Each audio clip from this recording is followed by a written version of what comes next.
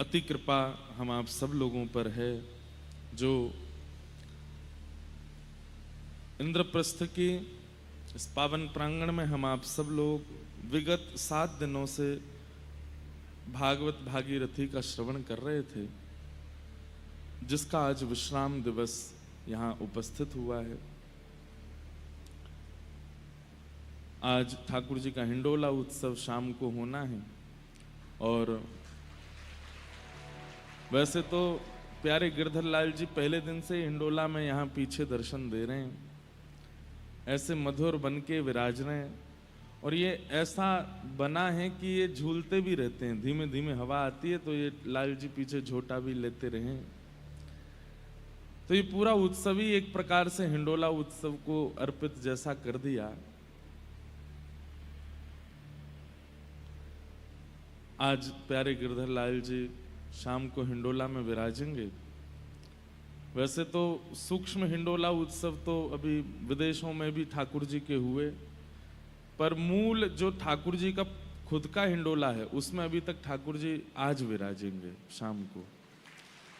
तो आप सब लोग 5 बजे तक उपस्थित हो जाइएगा। पास में ही विक्टोरिया करके एक और सभागृह है, वहाँ पर ठाकुर जी का हिंडोला उत्सव होगा और पद गायन होंगे, संकीर्तन होंगे, कुछ अद्भुत अद्भुत हम आप सब लोग आनंद करेंगे। जो जो जैसा भाव, कोई ऐसा निश्चित भाव नहीं है, हमको ऐसा कुछ पता नहीं है क्रम की पहले क्या करना है फिर क्या करना है, बस जो होगा वहाँ देखेंगे, उस समय जो मन करता जाएगा सब करते रहेंगे। और यही बात होनी चाहिए कि प्रोफेशनल जब आप संबंधों में होते हैं तो वहाँ पर आप क्रम निश्चित करते हैं, पर जब प्रेम संबंध में होते हैं, भाव संबंध में होते हैं तो वहाँ निश्चित भी किया हुआ बिगड़ जाए तो ही समझो कि वो प्रेम संबंध है। निश्चित नहीं हो पाता, वहाँ क्रम बन नहीं पाता। तो आप सब लोग समय से पधारिएगा, खूब आनंद करेंगे और फिर वहीं से ही हम लाल जी को लेके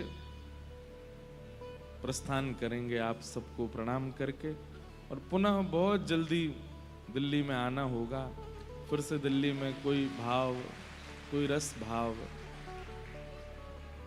श्रीमद् भागवत की कथा तो इस बार हुई, अगली बार प्रयास करेंगे कि कोई भक्त चरित्र, भक्तमाल या व्रज रस या जो भाव भी ठाकुर जी प्रकट करना चाहेंगे उस भाव पर थोड़ी चर्चा करने का प्रयास करेंगे। इस कथा के हमारे मुख्य आयोजक श्री राधा माधव प्रभु कल विराजे थे मंच पर, उन्हीं के ही नेतृत्व में ये सुंदर परिवार संपूर्ण कथा का क्रम करा रहे हैं। आज कथा का विश्राम दिवस है और हमारी हालत ऐसी है कि आज 24 घंटे हुए हमको, हम सोए नहीं। कल से सुबह से ही क्रमों में गए, फिर रात्रि के क्रमों में रहे। वृंदावन जाने का क्रम था पर माँ की आज्ञा नहीं थी इसलिए नहीं गए। फिर रात भर भी कुछ ना कुछ क्रम चलते रहे। फिर सुबह स्नान करके 6 बजे चांदनी चौक में श्री लाडली जी का मंदिर है, वहाँ गए, वहाँ श्री लाडली जी का दर्शन किया। जिन श्री कृष्ण की वेणु सब गोपियों को अपनी ओर आकृष्ट कर लेती है, कहते हैं कि वेणु के स्वर के आगे और कोई ऐसा वशीकरण पूरे ब्रज में नहीं था जो अपनी ओर आकृष्ट कर सके। सबसे बड़ा आकर्षण पूरे वृंदावन में केवल और केवल श्री ठाकुर जी की वंशी है, लेकिन सबको आकर्षित करने वाली ठाकुर जी की वंशी और ठाकुर जी को अपनी ओर आकर्षित करने वाली वंशी श्री किशोरी जी के पास है। जब किशोरी जी वंशी का नाद करती हैं तो ठाकुर जी भी आकृष्ट हो जाते हैं। ठाकुर जी की वंशी भी फिर कुछ स्वर प्रकट कर नहीं पाती। ऐसी प्रिया जी की वंशी, वही श्री वंशी अली जी के रूप में आपके दिल्ली में प्रकट हुए। राधाष्टमी के दिन इतना उत्सव करते थे कि स्वर्ण की मुद्राएं उड़ाते थे, खूब धन धान, तो उनकी माता जी थोड़ी नाराज हो जाती थी। किशोरी जी ने कृपा करके उनको कहा कि हम तुम्हारे यहाँ हैं, तो वहीं से किशोरी जी विराजमान हुई। बहुत सुंदर दर्शन है। आज वहीं राधा रमण जी, राधा वल्लभ जी, जमुना जी, और जो हमारा क्रम होता है हर साल का, वो सब हमने वहीं ध्यान कर लिया श्री जी के चरणों में। इतना आनंद, खूब उत्तान कीर्तन चल रहा था सुबह सुबह वहां पर। खूब सारे वैष्णव पहुंच गए थे। हम तो ज्यादा देर रुक ही नहीं पाए, लेकिन किशोरी जी ने बड़ी कृपा की, दर्शन हुए बड़े मधुर। फिर उसके बाद बस सब वैष्णव जनों को प्रणाम किया। सुबह से पिताजी आदि सबसे आशीष ले लिया है। आप सब लोग आशीष दे ही रहे हैं। एक वंशी अली जी का पद गा देते हैं, जो यहाँ वो किशोरी जी को सुनाते थे।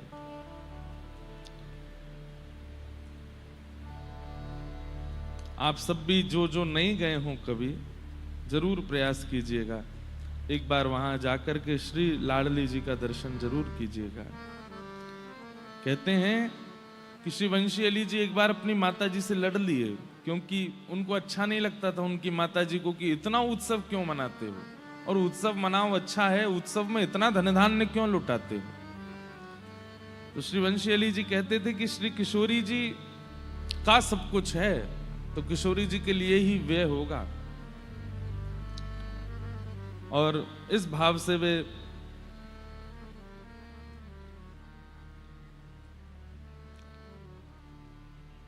दिल्ली छोड़ करके बरसाने चले गए, और बरसाने में जाकर के जहां सब बरसाने के ब्रजवासी अपने घर का कूड़ा डालते थे, वहां बैठ गए। और कहते हैं 12 वर्ष तक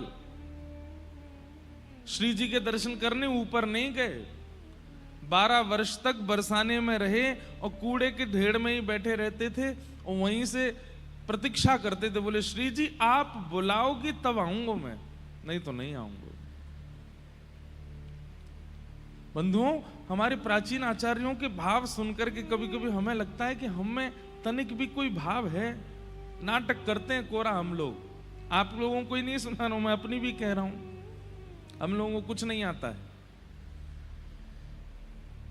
ऐसी ऐसी ऐसी स्थिति हमारी कभी बनी ठाकुर जी को प्राप्त करने की? कभी नहीं बनी। पहुंच गए बरसाने और बस प्रतीक्षा कर रहे हैं, हे लाडली जू, हे किशोरी जू, जब आप बुलाओगी तब आऊंगा दर्शन करवे। 12 साल तक नहीं गए। ब्रजवासी सब कहते बाबा तुम कहीं और बैठ जाया करो, हे वंशी अली जी कहीं और विराज जाया करो, यहां कूड़े में काहे को बैठो। तो कहते अरे मेरो कितनो बड़ा सौभाग्य, दुनिया के बड़े बड़े वैष्णव तो ब्रज की रज लेवे के काजे दुनिया भर में घूमे, ब्रजमंडल में घूमे, मैं कितना सौभाग्यशाली, एक जगह ही बैठ जाऊं, यहीं ब्रजवासी अपनी रज भी दे जाएं, अपने मधुकरी भी दे जाएं, अपने कण भी सब यहीं दे जाएं, मुंह कहीं जानो ही ना पड़े। भैया ब्रज में दक्षिणा रुपया नहीं है, ब्रज में दक्षिणा मान सम्मान नहीं है। सम्मानम कलयाति घोर गरलम नीचपमानम सुधा। ब्रज की संपत्ति तो रज है, ब्रज की संपत्ति तो ब्रजवासियों के घर की मधुकरी है, ब्रज की संपत्ति तो ब्रजवासी की गारी है। ब्रज में संपत्ति धन नहीं है, ऐश्वर्य नहीं है, मान प्रतिष्ठा नहीं है, यश नहीं है।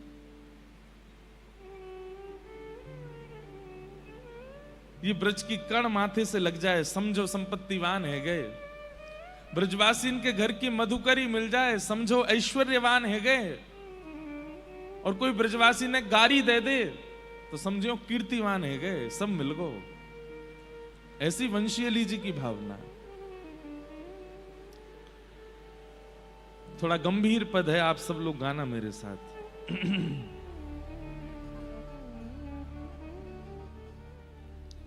ऐसे काल बिताओ निस दिन, ऐसे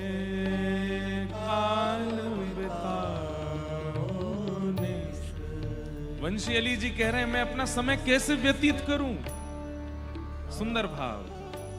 ऐसे काल बिताऊं निस दिन, ऐसे काल बिताऊं निस दिन, ऐसे काल बिताऊं निस दिन, ऐसे। सब लोग गाइए। भोर साँझ लो, साँझ भोर लो, भोर साँझ लो। मतलब सुबह से शाम तक और शाम से फिर सुबह तक। इसका अर्थ है सुबह से रात तक और रात से फिर सुबह तक। भोर साँझ लो, साँझ भोर लो, भोर साँझ लो, साँझ भोर लो। क्या करूं? लाढ़ लड़ाऊं दोई जन, लाढ़ लड़ाऊं दोई। केवल प्रिया प्रियतम को लाड़ लड़ाऊं। सुबह भोर से लेके रात्रि तक और फिर रात्रि से फिर सुबह तक और फिर सुबह से फिर रात्रि तक, फिर रात्रि से सुबह तक। कुछ और ना करूं, लाड़ लड़ाऊं दो जन। प्रिया प्रियतम को लाड़ लड़ाऊं, लाड़ लड़ाऊं दो जन, लाड़ लड़ाऊं ऐसे काल बिताऊं निस दिन, ऐसे काल बिताऊं निस दिन, ऐसे काल बिताऊं निस दिन, ऐसे काल बिताऊं। छिन विक्षेप न होई टहल में, छिन विक्षेप न होई। देखिए, एक हमारी बात सुनिए। आप लोगों का एक होमवर्क है। अब आप लोग कथाएं सुनते रहते हैं तो इन पदों के अर्थ समझा कीजिए। आचार्य चरण क्या बोल रहे हैं? अपने आप इसका जितना हो सकता है हम बताते हैं, हम तो पूरा ही बता देते हैं, लेकिन फिर भी आप अपनी तरफ से पूर्ण प्रयास किया कीजिए कि शब्द क्या बोल रहे हैं। केवल समय बिताने के लिए कथा में आते हैं तो कोई बात नहीं है, लेकिन निश्चित भावना है चित्त में प्रिया प्रियतम के दर्शन की, तो इन आचार्य वाणियों को बहुत ध्यान से सुना कीजिए, दोहराया कीजिए, याद किया कीजिए और इनकी भावनाएं समझा कीजिए। क्या कहते हैं? छिन विक्षेप न होई टहल में, छिन विक्षेप न होई टहल में। एक क्षण का भी विक्षेप ना आवे मेरी सेवा में, टहल में, किशोरी जी की सेवा में। टहल क्यों कहते हैं? कभी उठ के जाते हैं, रसोई से कुछ सामग्री लेकर के आते हैं, फिर कोई श्रृंगार करने लगते हैं, फिर कोई सजावट करने लगते हैं, फिर कुछ श्रृंगार धराने देते हैं, फिर कुछ वस्तु ले आते हैं। मतलब रुके ना, चलते रहें, टहलते रहें सेवा में, उसको कहते हैं। छिन विक्षेप न होई टहल में, छिन विक्षेप न होई टहल में। कीजय यह अद्भुत पनहा, कीजय यह अद्भुत पन, ऐसे काल बिताऊं निस दिन,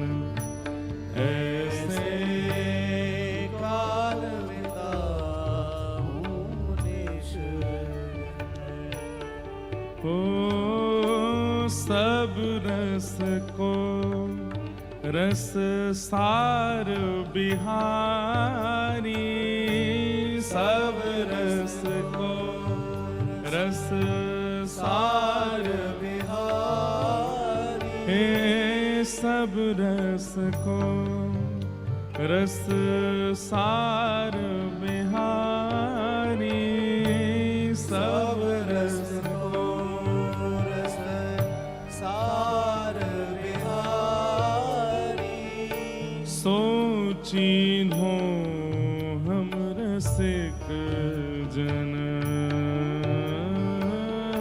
सो चिन्हो हम रसिक जन, हे विविध भांति के और भजन जे, विविध भांति के और भजन जे, विविध भांति के और भजन जे, विविध भांति के और भजन जे, लोन बिना बहु व्यंजन, लोन बिना बहु व्यंजन, ऐसे काल बिताऊं निस दिन, ऐसे काल बिताऊं। पंचशैली जी कह रहे हैं सब रस को रस सार बिहारी, सो चिन्हो हम रसिक जन। बिहारी जी कौन है, ठाकुर जी कौन है? बोले सारे रसों के रस सार हैं, रसों का सार हैं श्री ठाकुर जी। वे जिसको चुनते हैं वो ही रसिक बन पाता है। रसिक मतलब प्रेम लक्षणा भक्ति का अधिकारी बन पाता है। ज्ञान लक्षणा भक्ति होती है, वैराग्य लक्षणा भक्ति होती है, कामना लक्षणा भक्ति होती है, और सबसे सुंदर प्रेम लक्षणा भक्ति होती है।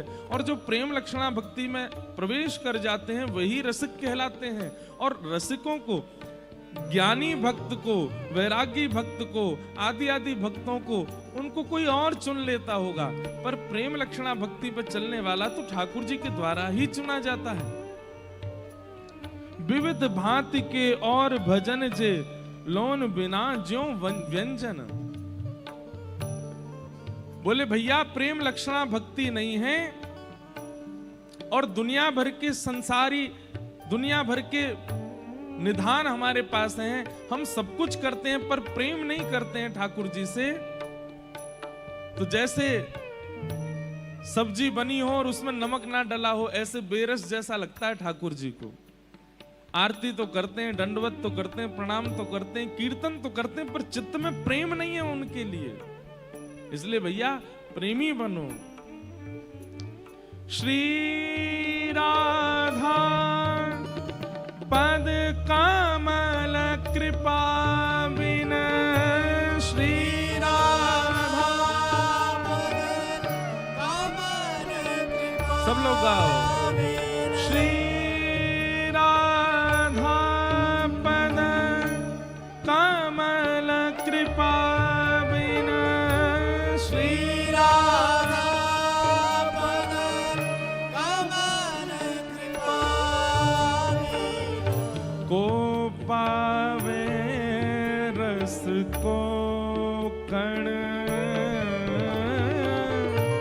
को पावे रस को कण, ऐसे काल बिताऊं निस दिन, ऐसे काल बिताऊं निस दिन, ऐसे काल बिताऊं निस दिन, ऐसे काल बिताऊं।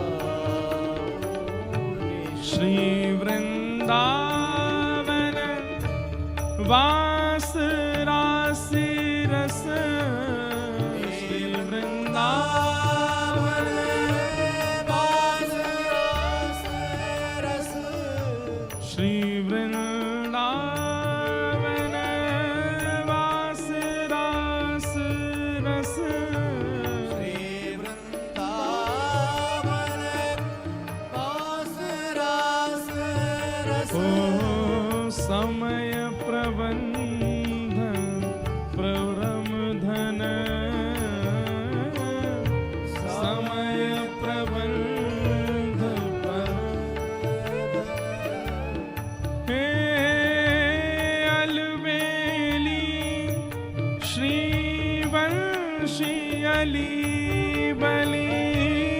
अलबेली श्री वंशी हे अलबेली श्री वंशी अली बली अलबेली श्री वंशी अली बली। यह मानो मेरे मन, यह मानो मेरे ऐसे काल बिताने से ऐसे काल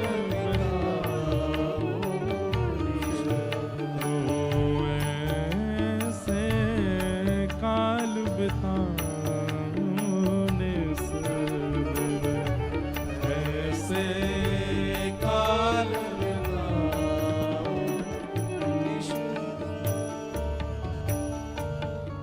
कितनी सुंदर भावना है।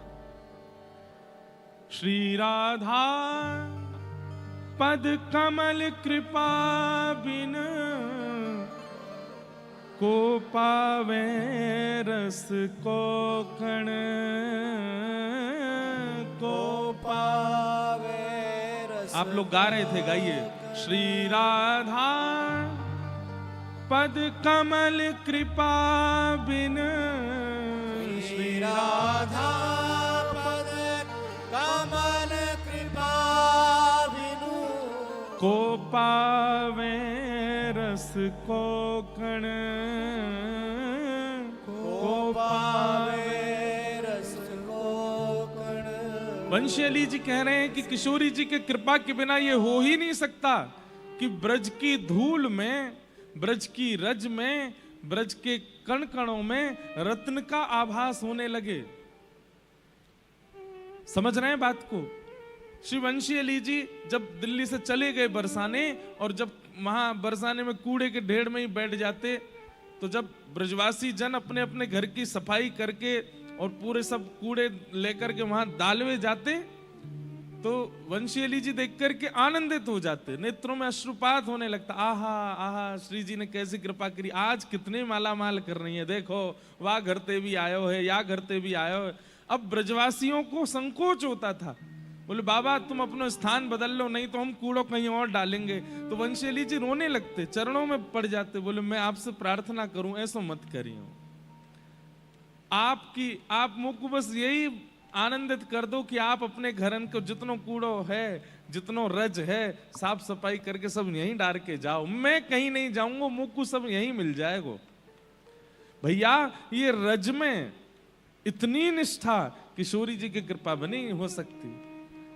ब्रजवासी के घर के कूड़ेन में इतनी निष्ठा श्री लाडली जी की कृपा के बिना ना हो सके। 12 वर्ष तक वहीं रहे, और 12 वर्ष जैसे ही पूर्ण हुए, नित्य पुकारते हैं श्री जी को कि हे लाडली जी आप बुलाओगी तो आऊंगा, नहीं तो नहीं आऊंगा। 12 वर्ष बाद एक दिन भोर का समय है, और सुबह सुबह थोड़े थोड़े सूर्य उदय हुए, थोड़ा थोड़ा अंधेरा है, और तभी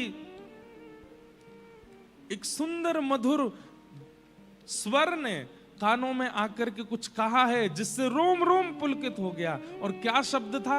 अरे वंशी तू मोते मिलवे ना आवेगी, मैं तेरी प्रतीक्षा कर रही हूं, तू मोते कब मिलेगी। ये स्वर सुनते ही सारा शरीर कंपायमान होने लगा, नेत्रों से अश्रुपात होने लगे, और जैसे ही ऊपर की ओर देखा तो अटारी पर श्री किशोरी जी खड़ी हैं और श्री वंशी अली जी को बुला रही हैं, आ जाओ।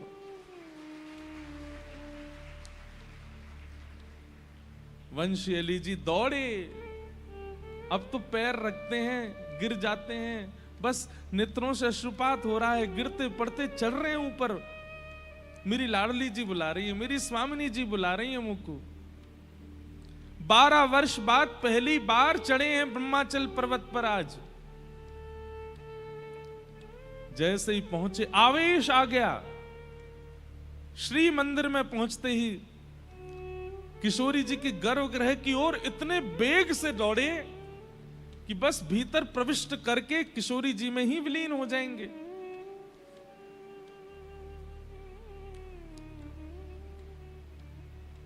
पुजारी जी के मन में आई कि कहीं पता नहीं ये भीतर चले जाएं, कोई जाके किशोरी जी का स्पर्श कर लें, ऐसा कुछ नहीं हो। उन्होंने रोकने का प्रयास किया, जैसे ही रोक करके नीचे फर्श पर गिरा दिया उनको। अरे इतने वेग से किशोरी जी के गर्भगृह में नहीं जा सकते, अपरस की सेवा है। लाड़ लीजू लाड़ लीजू लाड़ लीजू कह करके रुदन करने लगे। और तभी वंशी अली जी के रूप में साक्षात एक वंशी अली, वंशी सखी प्रकट हो गई और पुजारी जी को अनुभव करा दिया कि अरे पुजारी जी ये कोई सामान्य नहीं है, ये मेरी सखी है, सहचरी है, या को आन दो। और किशोरी जी ने उनको स्वीकार किया। ऐसी श्री वंशी अली जी की लाडली जी दिल्ली में विराज रही है। उनके आज दर्शन करने के लिए गए। ऐसो काल बिताऊं निस दिन, ऐसो काल बिताऊं निस दिन। अद्भुत है ये रसिकन की वाणी, ये रसिकन के भाव।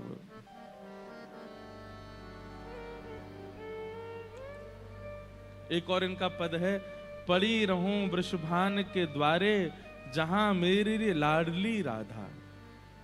खेलत आवे सुख उपजावे, प्राणन की ये साधा। पड़ी रहो वृषभान के द्वारे, जहां मेरी लाडली राधा। कीरत कुल उजियारी प्यारी, हिय की चैन अगाधा। ठौर नहीं वंशी अली हिय में, और लगे सब बाधा। पड़ी रहूं वृषभान के द्वारे, जहां मेरी लाडली राधा। ऐसे भाव प्रकट करते। तो वैसे तो हर साल का नियम होता, श्री राधा रमण जी के दर्शन करते, यमुना जी जाते, पर आज सब वृंदावन दिल्ली में ही प्रकट है गयो और यहीं दर्शन भये हैं, यहीं दर्शन है गए हैं। इसके लिए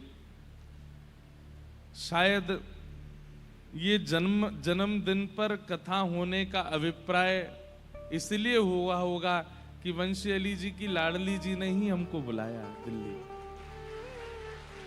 और पहले दिन से ही मन था कि दिल्ली में कथा होगी, एक दिन तो जाएंगे दर्शन करने।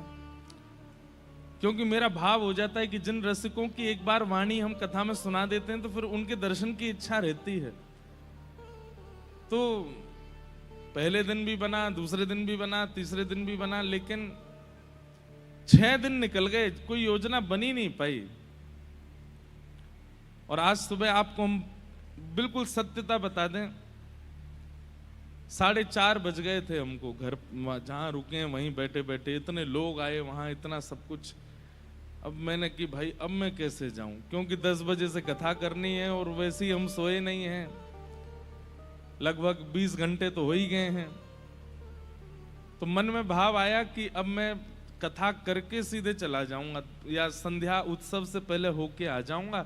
अब भोर में मंगला करने नहीं जा रहे, एक बार को मन में आया और बस ये कहकर के सब लोगों से कहा सो जाओ।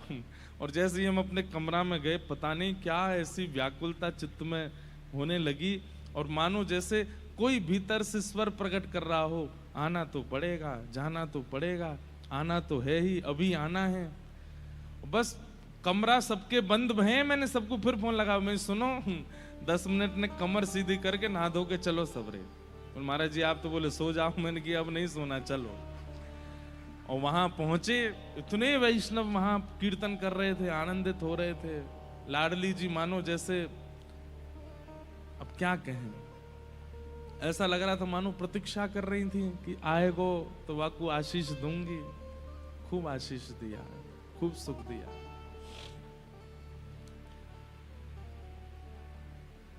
दिल्ली से नेक प्रेम तो हतो ही, लेकिन आज और ज्यादा है गयो लाडली जी के दर्शन करके। ऐसे श्री लाडली जी को बारंबार प्रणाम करें। अब आज कथा का क्रम हम पूर्ण कर देते हैं। ठाकुर जी ने रास विहार किया और श्री राशेश्वर भगवान सब गोपियों के संग और श्री गोपेश्वर महादेव सब देवी देवता सब गोपी बनकर के आए हैं। सबके संग ठाकुर जी ने रास किए हैं। 5 प्रकार के रास वृंदावन में हुए हैं। इस बार शरद पूर्णिमा पे 3 दिन का सत्र है गोवर्धन में, तो वहां इस बार 5 प्रकार के रासों का स्वरूप देखेंगे। रास विहार के पश्चात भगवान ने कई अनेक राक्षसों का वध किया। तत्पश्चात कंस ने अक्रूर जी महाराज को वृंदावन भेजा, जाओ मेरे शत्रु कृष्ण बलराम को लेकर के आओ। अक्रूर जी महाराज वृंदावन आए। वृंदावन आकर के कंस महाराज के द्वारा उपहार मिलना है, यह भाव नंद बाबा को बताया कि आपके बालकों को उपहार देने के लिए, आपके बालकों का सम्मान करने के लिए कंस ने इनको मथुरा बुलाया है। सब ब्रजवासी तो बिल्कुल मना करने लगे, हमारा लाला कहीं नहीं जाएगा, कोई सम्मान की आवश्यकता नहीं है। लेकिन ठाकुर जी ही मन पर पत्थर रख के बोलने लगे, सबके बालक जामे, सबके बालकन को सम्मान होवे, सबके बालकन की ख्याति होवे, पर मोइये ना जान दोगे कहीं। तो सब ब्रजवासियों के हृदय को बड़ी पीड़ा होने लगी कि लाल जी का मन है तो फिर हम क्यों रोकें। ठाकुर जी बोले मैं परसों आ जाऊंगा, और परसों की बात कहकर के ठाकुर जी वृंदावन से निकल गए। बरसों बीत गए, ठाकुर जी नहीं आए। वास्तव में बंधुओं, ये भाव कहने में भी हमको बहुत संकोच होता है, पर वास्तविकता यह है कि वे परब्रह्म हैं। वे चाहें जितने रूप धारण कर सकते हैं, और वृंदावन रस ये बात सिद्ध करता है कि ठाकुर जी ने वृंदावन की सीमा पे पहुंचते ही 2 रूप धारण कर लिए। और कैसे 2 रूप? जिसमें ठाकुर जी का भगवत तत्व विराजमान है, जिसमें 6 प्रकार के भग विराजमान हैं, जो ऐश्वर्यवान हैं, जो शक्तिमान हैं, जो सर्वगुण संपन्न हैं, ऐसे ठाकुर जी तो मथुरा को चले गए और प्रेमी श्री कृष्ण वापस वृंदावन में ही विचरण करने लगे। वृंदावन के कण कण में, वृंदावन के वृक्ष में, वृंदावन की नदी में, वृंदावन के धरातल पे वो समाविष्ट हो गए। संपूर्ण वृंदावन श्री कृष्ण ही हो गए। कौन से कृष्ण? जो प्रेमी कृष्ण है, और जो ऐश्वर्यवान कृष्ण है, जो संपत्तिवान कृष्ण है, जो पौरुषवान कृष्ण हैं, जिनके शंख चक्र गदा पद्म आदि हैं, जो प्रभाव से युक्त हैं, वो मथुरा की यात्रा पर जा रहे हैं। पर इस भेद को कोई समझ नहीं पाया। हमारे ब्रज में कहते हैं, विपिन राज सीमा से बाहर, हरिहु को नाहि निहार, रेमन वृंदा विपिन बिहार। यद्यपि मिले कोटि चिंतामणि, तदपि न हाथ पसार।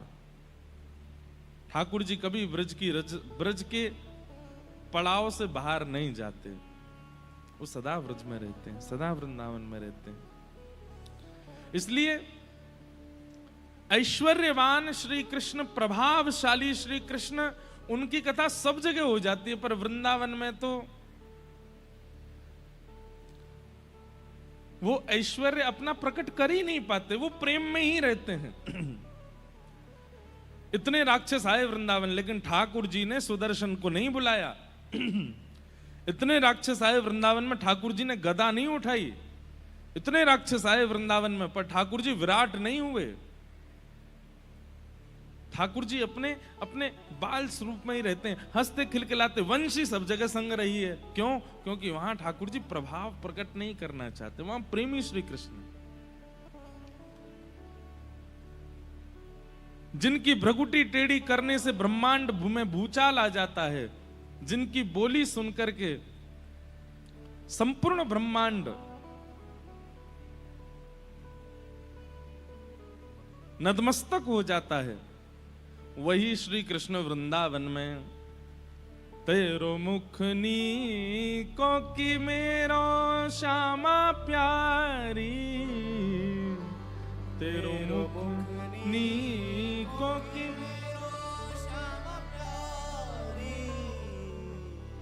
दर्पण हाथ लिए नंद नंदन, दर्पण हाथ लिए नंदन, साच कहो वृषभानु दुलारी, साच कहो जय हो। हनुमान जी आए भैया, खूब खूब आनंद।